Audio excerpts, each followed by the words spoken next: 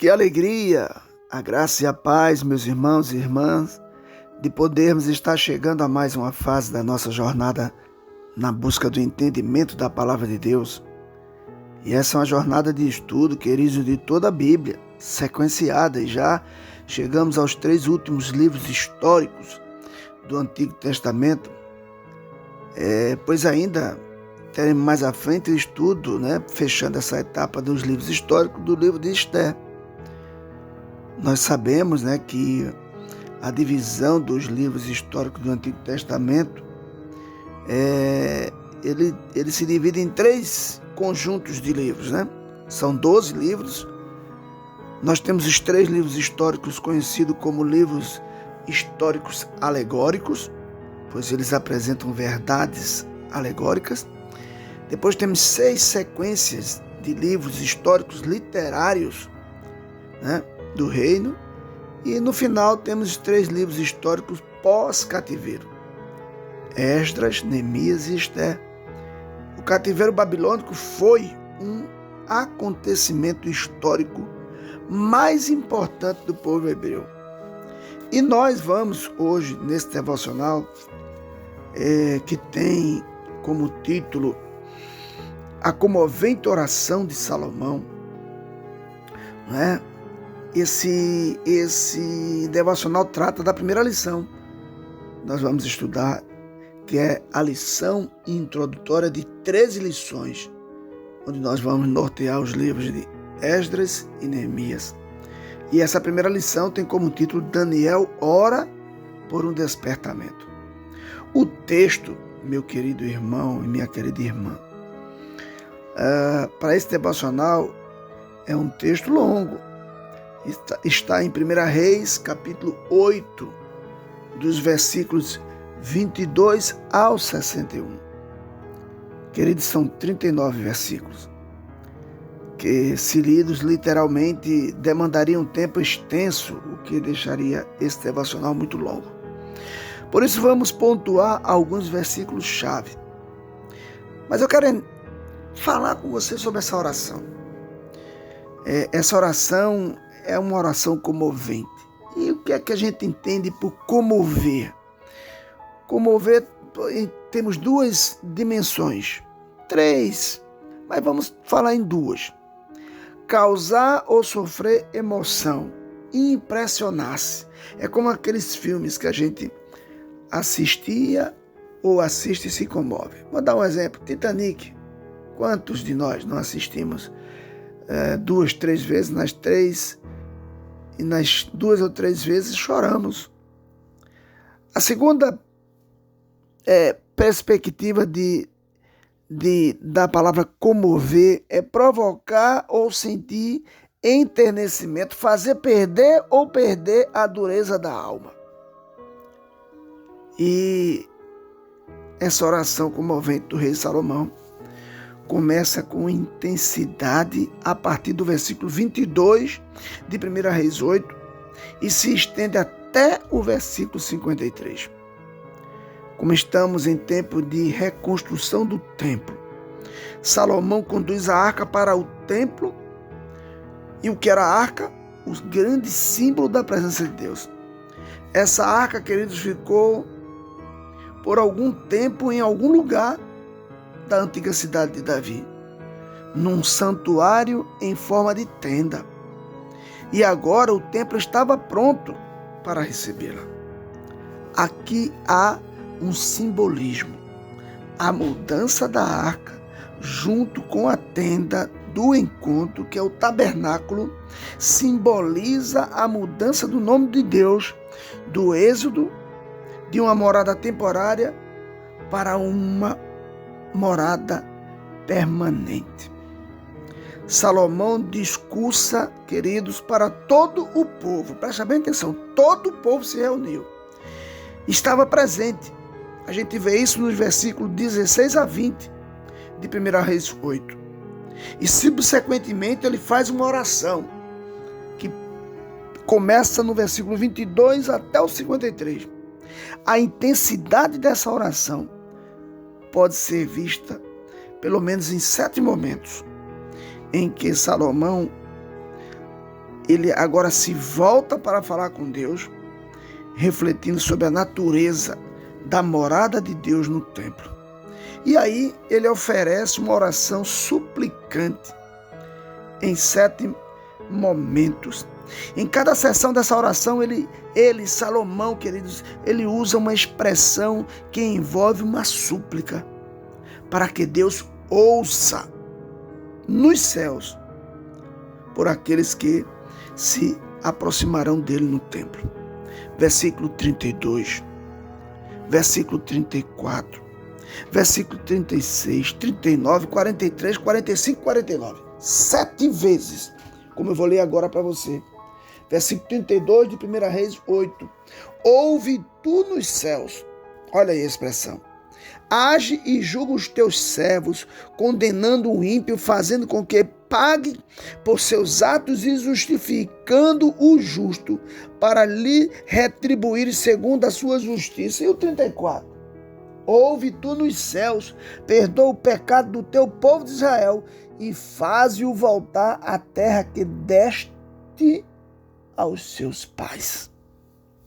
Queridos, é uma oração de súplica, então, mas mesmo assim ele pede a Deus que Deus ouça dos céus. Ei, eu quero te dizer que a oração é importante para compreendermos os livros históricos dos reis e também serve como pano de fundo para entendermos os livros de Esdras e Neemias.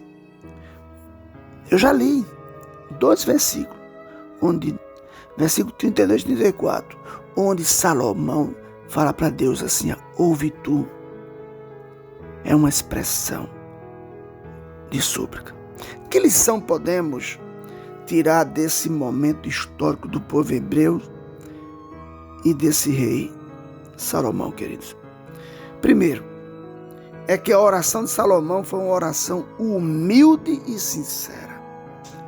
Aquele momento era a inauguração do templo. O povo todo o povo estava presente. A segunda lição é que o orador Salomão não chamou a atenção para si. Queridos, Salomão é um bom exemplo para nós, em especial para quem faz oração pública. Ao orar, devemos nos preocupar em agradar a Deus, não em impressionar outras pessoas. Há alguma importância para nós nessa oração comovente de Salomão? Assim, irmãos, por 3 fatores.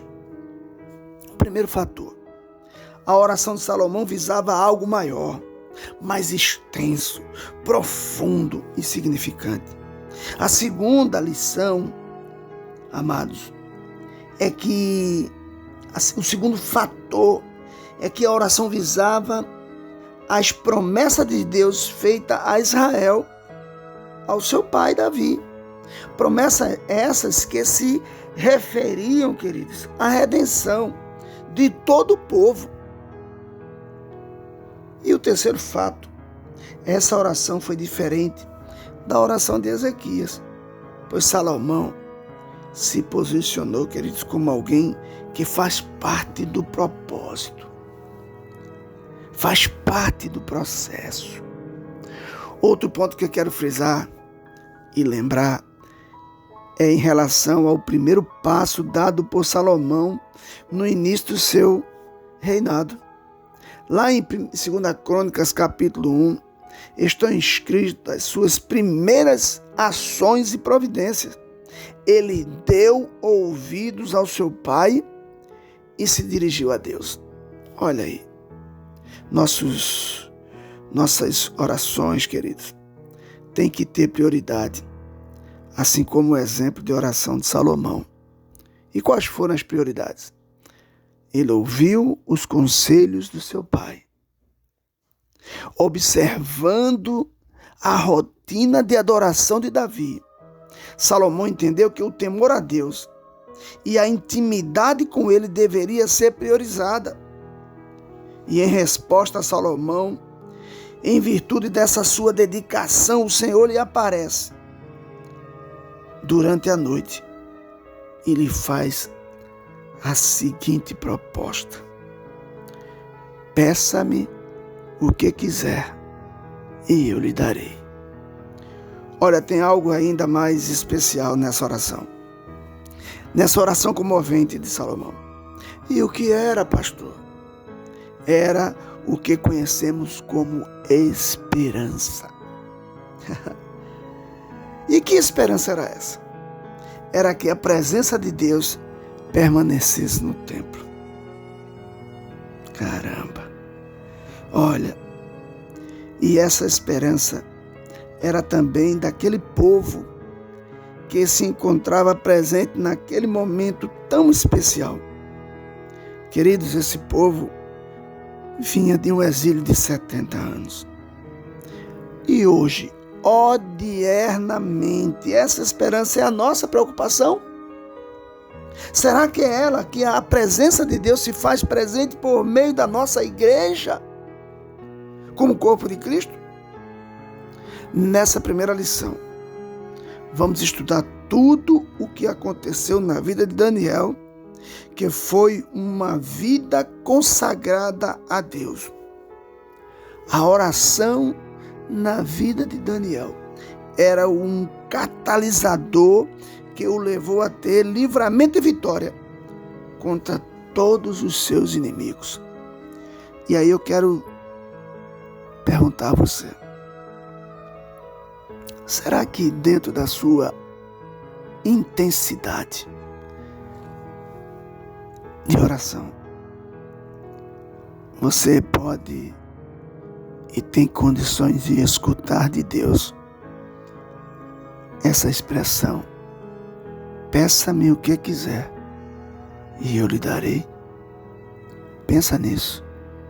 Domingo vamos ter a nossa EBD com um café da manhã. Traga a sua oferta para esse café. Faça o seu melhor.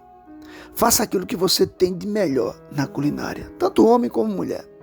Nós temos homens na igreja muito bom na culinária, mestre, chefe. Leve um prato, leve uma oferta e vamos nos confraternizar para iniciar essa nova jornada. Em nome de Jesus, eu, Diácono Bruno, Pastor Calbi, Pastora Kátia, esperamos você para essa jornada. Que Deus te abençoe e te guarde, que Deus faça resplandecer o seu rosto sobre ti, que Deus te alargue as fronteiras e te dê saúde e paz. Em nome de Jesus, fica com Deus. Aleluia.